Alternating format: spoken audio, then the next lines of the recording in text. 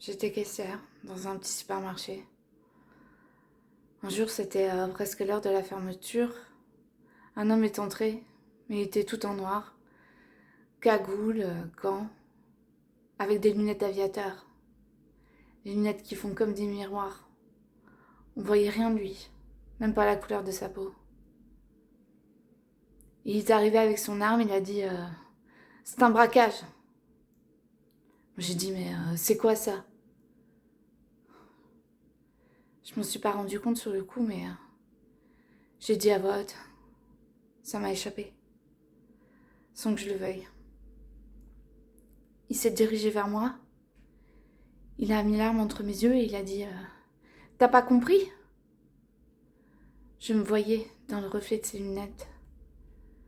Mon visage à moi avec l'arme entre mes yeux. J'ai cru qu'il allait me tuer. Ton heure est venue, je me suis dit. Il a mis sa main doucement sur mon épaule. Il m'a allongé sur le sol. Il s'est tourné vers ma collègue. Il l'a visée. Il lui a dit de se mettre par terre. Le gérant est arrivé derrière le magasin. Il l'a visé. Il lui a demandé l'argent de la semaine. Et puis, ils sont allés derrière.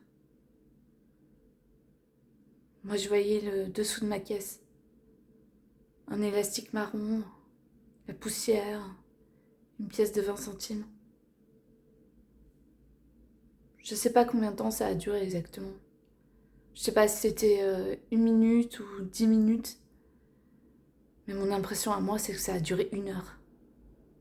1 heure. L'élastique marron, la poussière, la pièce de 20 centimes. Et puis notre gérant est revenu. Il a dit il est parti. Il était tout pâle.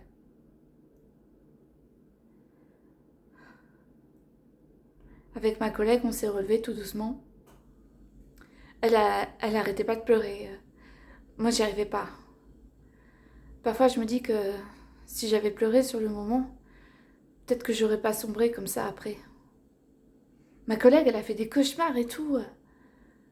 Mais 2 semaines plus tard, elle était derrière la caisse. La vie est reprise. Mais moi, j'ai dégringolé. Je fais plus rien. J'ai développé un tas de phobies. Dans la rue, dans les transports, dans les magasins. Pour emmener les enfants aux activités. Je regarde la télé, je prends du poids. Pour dormir, je prends des calmants. Pour sortir, je prends des cachets. Pour aller au spectacle de danse de ma fille. Sinon, je fais des attaques de panique. Je suis désagréable avec tout le monde. Avec mes enfants, avec mon mari. Eux, ils veulent que je redevienne comme avant. Avant, moi, j'étais gaie, j'étais souriante. Maintenant, je m'énerve pour un rien. Je suis en colère tout le temps. Je suis une mauvaise mère, moi.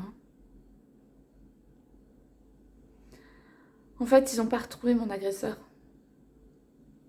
Il n'a pas de visage, pas de nom. Mais je me dis qu'il va revenir. Mais c'est forcé. Il me connaît. Il m'a vu, lui. Il va vouloir finir le travail. Mais c'est forcé. Ça, j'y pense tout le temps. Tout le temps. Si ça se trouve, on habite à côté l'un de l'autre. Voilà. Le braquage, il a duré 10 minutes. Bah, c'était il y a 5 ans. C'était juste 10 minutes. 10 minutes de ma vie et ma vie d'avant, elle est finie. 10 minutes pour rien. Pour rien. Pour de l'argent. Pour